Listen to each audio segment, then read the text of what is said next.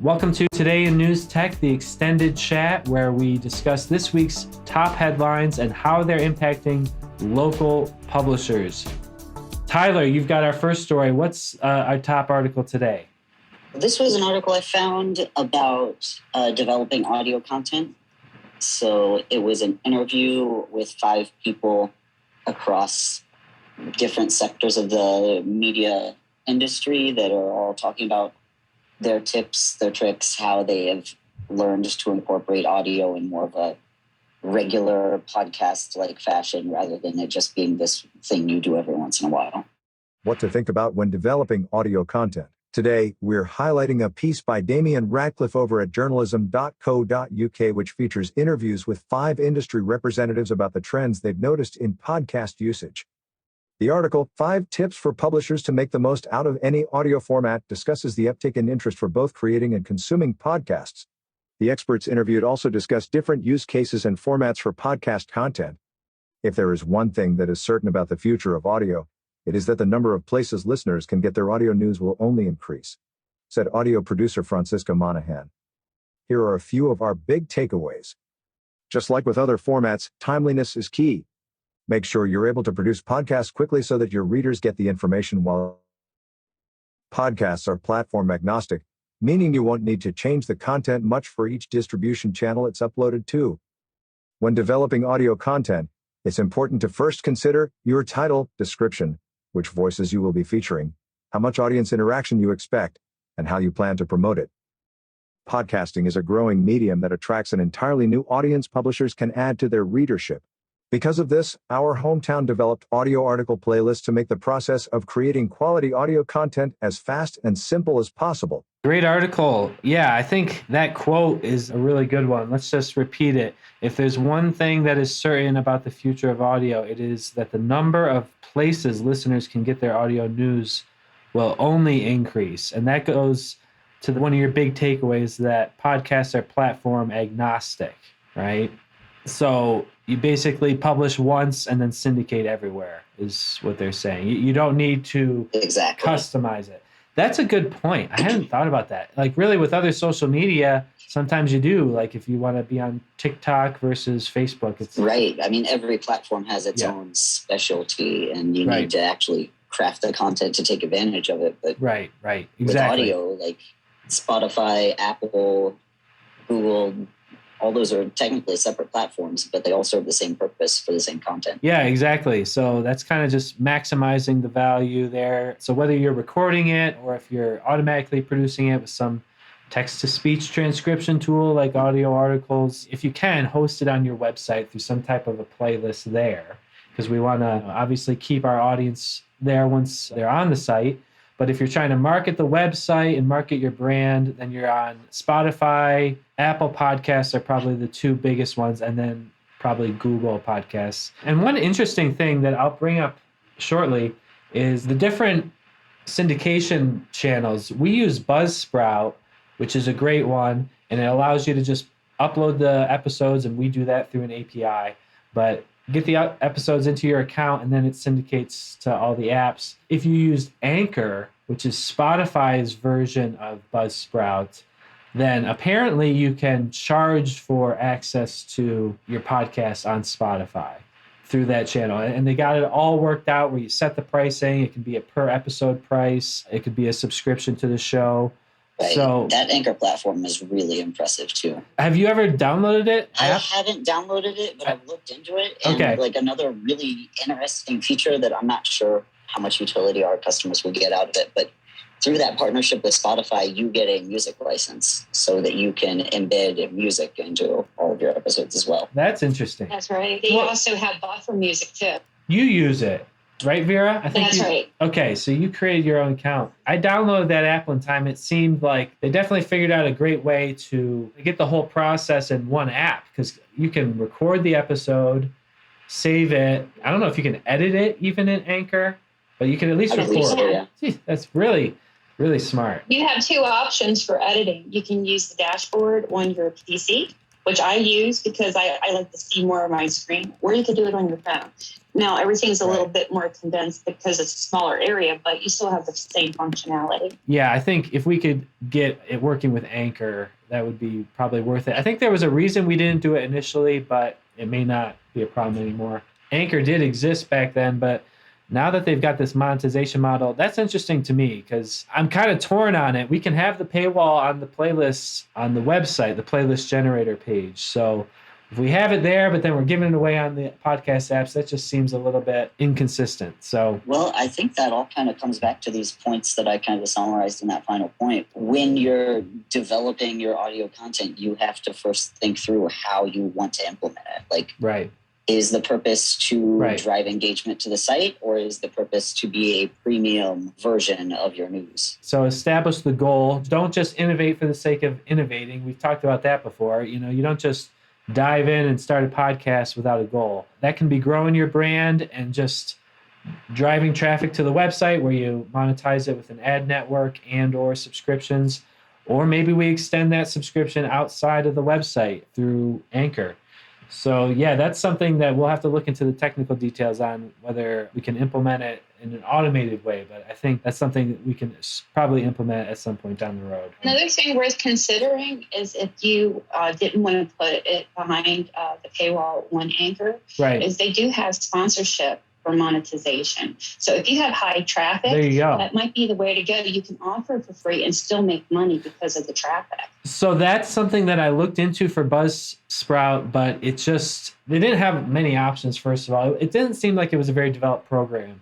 So maybe at some point we could do a little product review. Do you have Anchor on your desktop, Vera, or is it just on your phone? On my personal laptop. Okay. But I can access. Yeah. Maybe at some point we could just sit down and look at the functionality there, because these are all things that we're probably going to want to eventually do ourselves. But for now, one other thing I wanted to tag on. Sure. This was like in August. They did add to where if you have a YouTube, I guess a vlog where you publish like Today in News Tech, for example, they can convert the speech for podcasting. Okay, they would take the video audio and turn it into podcast? Okay.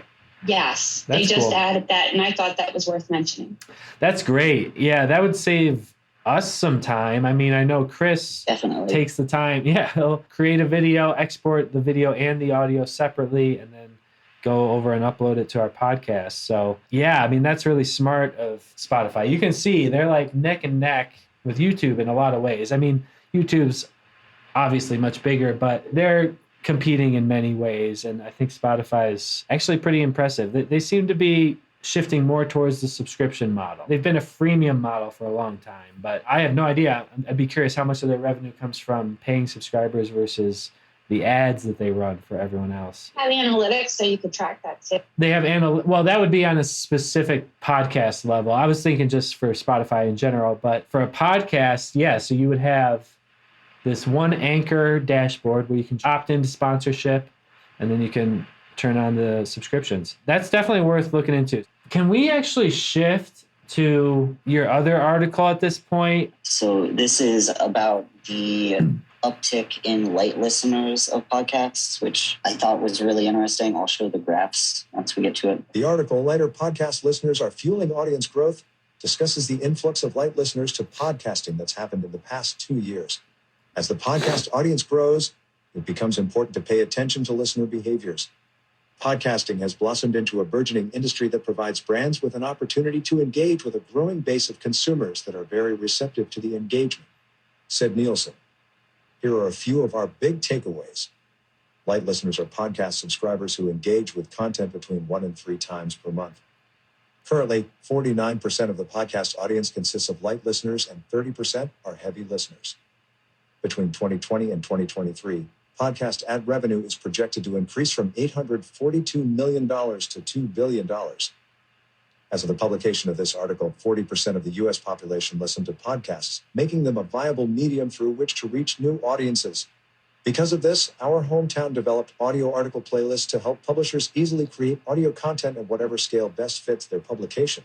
So those are some new stats. I hadn't heard those on the podcast level, because What I've been talking about for a long time is 60% of the US listens to audio once a week on the internet. Right. But this is specifically podcasts, which is Yes. great. This is growing for sure. So we're definitely at an incline there. 49% are light listeners. We keep talking about this, right? It's a numbers game. Like you can scale with digital so much easier than anything else. So, and I think that this light listener stat really pairs well with the light readers that we were talking about, like at-risk subscribers. Exactly. But it's kind of a different story when you're talking just audio. Yeah, absolutely. I mean, it depends on where they are in the relationship, but I think in most cases, this is going to be the beginning of the relationship where, they're connecting with you through podcasts and other channels, and then they come to the website more because they're listening to you there. Hopefully, that's the objective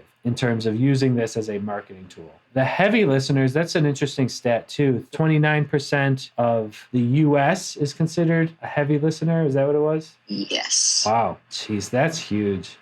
So those are the daily listeners that we also talk about. I mean, we kind of talk about the two ends of the spectrum because right. The light listeners, there's a huge number of them, but the dedicated listeners, the daily podcasts, those are the ones that are succeeding with them, people that are putting content out constantly. So to just supply enough to the heavy user that are in there multiple times a week, you want to be daily.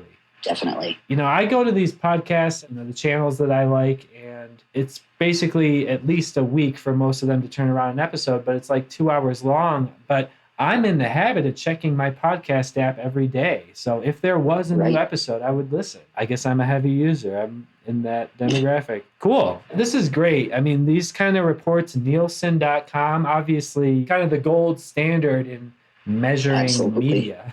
So they are really focusing on podcasts, clearly. So this is, as we just always say, there's clearly demand for it, but it's just a question of how you get into it and what are your objectives. You got to think those all through. The logistics can easily be handled with audio articles or some type of transcription tool.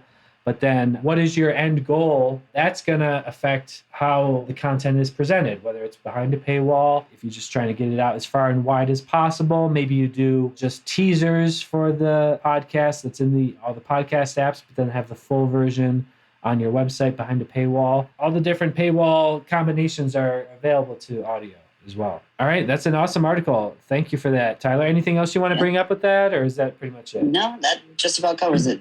Just straightforward data. So sounds good. Yep. I have something off topic that I saw. I don't know if you're familiar with the different streaming subscriptions out there.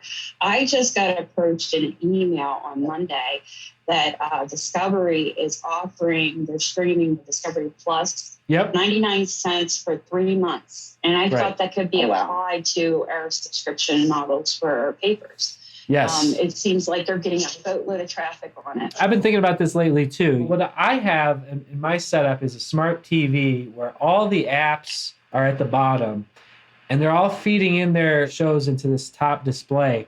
And, they released that Beatles documentary. Their model is clearly like, just get the word out there on these new shows, have a free trial, get the credit card in there, have it auto-renew. It's the exact same model that we're pursuing. I think they have a slightly shorter time scale. It's usually a week that you get free. Usually, yeah. Yeah. 3 months for that 3 months is fantastic. impressive. Right. Yeah. Especially since that thing launched huge, so they must really be scaling. Right. Yeah, I mean, at this point, everyone's got an app. They know people are streaming everything, so it's a race. I think we'll probably see a lot of deals like this popping up because they're very similar price points, and they know that their customers are like Netflix or Hulu. They're definitely weighing it based on what they know is out there. So that's a good point. People are always looking for something new to watch. Yeah. And it's an alternative to cable because cable is super expensive. On demand is better than cable in many ways. With our setup, though, it's the exact same philosophy. It's all on demand, but you can also just hit play and stream endlessly. Okay, very cool.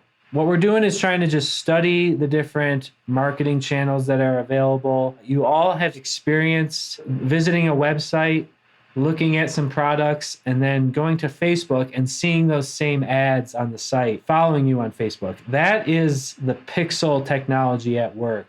So we're trying to set that up for our marketing. Basically, Tyler, can you just summarize how this will work? They have to go to our website first. Is that how it starts? Yes. Okay. So essentially, all the Pixel is a bit of code that goes across the whole website, and it tracks interactions and then can trace those interactions back to the Facebook user that made them and target marketing towards what they've done on our site. Okay, so yeah, there's kind of two things at work there. For a while, we've been using Facebook advertising. I do think that there's probably value in newspapers doing some advertising on social media because it can be so targeted just to amplify your content.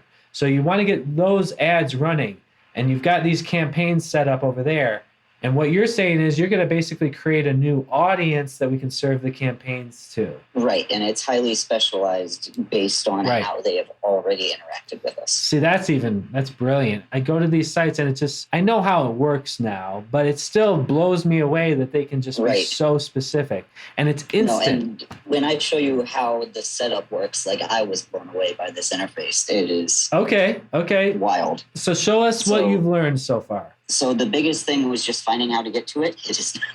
It's not as intuitive as I feel like it should be. Okay. But once you're in your Pages Business Manager, probably in more tools, you want to go to the Events Manager, and I'll take you to this page. Now, I already have an event set up, which I guess is what they're calling the Pixel. So here is our Pixel, and here is what it's been tracking. Okay. Now, you want to go to Manage Interactions, and so that's managing that on the Pixel.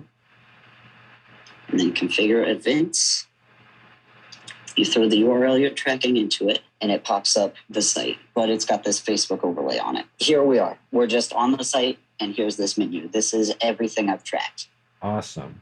And let's just say it's mostly good for tracking link clicks. So if you want to just track page views, you go to track a URL. So that's just anyone that visits this URL. But if we want to track a click, you just click track a button, and all of the interactable items on the page are now highlighted. So all I would have to do is, let's see who's interested in the blog. I click the blog. Mm-hmm. Then you pick which type of interaction this is. I haven't actually had enough interactions that I'm tracking go through to actually look at what's being done here. Right. I believe these are just organizational so that you know what kind of interaction this was. Okay. But since it's just viewing the blog, I'm going to select view content. So that's what kind of interaction that was. There's no direct value applied to this viewing content. And I hit confirm, and now it's on my list. So just for the newspaper's benefit, they could probably go to their website. I would choose the subscribe button, maybe about us. What we've got here. So get a quote we've tracked. We've got the newsletter subscription submission tracked. Right. Yeah, just the key points that demonstrate interest. Your calls to action. Exactly, the calls to actions on the site, which are the subscribe button, because the action that we're trying to get them to take is subscribe. You're not going to really be tracking individual articles for something like this, I don't think, but you could just have the homepage. Anyone getting to the homepage is going to be valuable, but I think that's cool that you can do different targeting for different events. If the event that they've triggered is the subscribe button, we might send them something very different than if they just came to the homepage, and that's the only event that they've been tagged with. Contact us, get a quote. I mean, those are all definitely indicators of interest. So we'll want to retarget them differently. I'm going to have to get in here and dig around myself. It's still a little bit of a black box, but you explained it very well. I'm just not quite clear. The different types of events. Of interaction. Yeah. Yes. Yeah, the different interaction. And I haven't even dug into that yet. So I don't know what you do to utilize this data now that you've collected it. This has only been running for 2 or 3 days. I'm going to give it a week just so I have a good sample size. In general, if we go back to the events manager, so this is just tracking the people that came to our site and then what they did on Facebook, or are these the... So these are the total events that are filtered by the category I ascribed them to. So we've had one subscription. Holy cow. 2 days ago. I'd love to follow up on that. I didn't see that notification come in. I thought I got those. So they subscribed to the newsletter. Wow. This is really neat. And then the lead, is that the contact us form? Yes, I applied lead to the contact us form, I think. And that makes sense based on the last couple of days. So if they go to the website, the Pixel puts the cookie on their browser, then they go to Facebook, it would retroactively count that view. So that's what probably some of these are. But it could also be people going back to the website later, right? Once they have the pixel on their browser, anytime they go, it'll be tracking. I believe so. And then it'll probably tweak over time. If they go back and they click on the quote calculator this time, now they've got... that'll be a tick in that interaction. Yeah. Right. And then they'll start getting more ads targeted towards people that we know are doing that. That is the next step. That's the next setting step. Up the ads. Okay. All right. Very cool. Yeah, this is the real power of Facebook in my mind, at least, because you want to just keep bringing people back in if they've shown Even interest. if you're not targeting your advertisements, this is some of the best cleanly laid out analytics I've seen. Yeah, So right. Just for analyzing interactions on the site, this is fantastic. Great job. Yeah, let's just keep working on it and developing that as a new technique for reaching people. So this is an evolving story. I've been watching it for pretty much the last year, and then I saw this article in Axios with an update. So let's just give it a listen. We've actually got the video already. Over 200 papers sue Google and Facebook. According to Axios.com, newspapers across the country have been filing antitrust lawsuits against Google and Facebook for the past year. They claim that the big tech firms have monopolized the digital ad marketplace.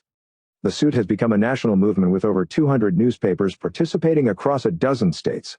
The goal of the litigation is to recover past damages to newspapers caused by big tech monopolies, says Clayton Fitzsimmons, one of the lawyers representing the newspapers.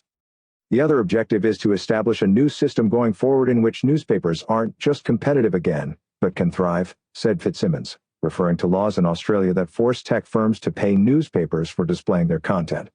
The lawyer that was quoted in that story, he's open to having a webinar with our publishers. So we're going to try to organize something for January where we're going to have an interview with him just to learn about what's going on with this lawsuit. I mean, because this is exciting stuff. They are basically leading the charge in the U.S.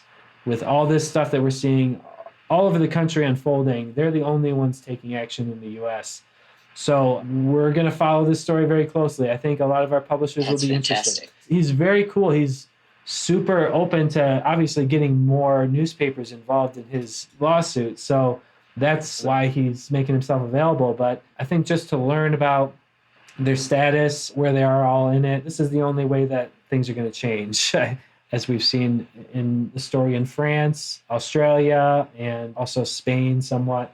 Yeah, we'll hopefully be announcing the date for that soon. Okay, let's wrap it up. So thank you all very much. We'll talk to you guys later. Thanks for the help. Thanks for watching Today in News Tech, the podcast covering innovation in digital journalism. You can follow us on Facebook, Twitter, and subscribe on YouTube or any of your favorite podcast apps. We'll see you tomorrow. At our hometown, we help newspapers build WordPress websites, design native apps, and develop digital subscription models. If you are interested in a free prototype of your publication on WordPress, go to ourhometown.com and click the Contact Us button.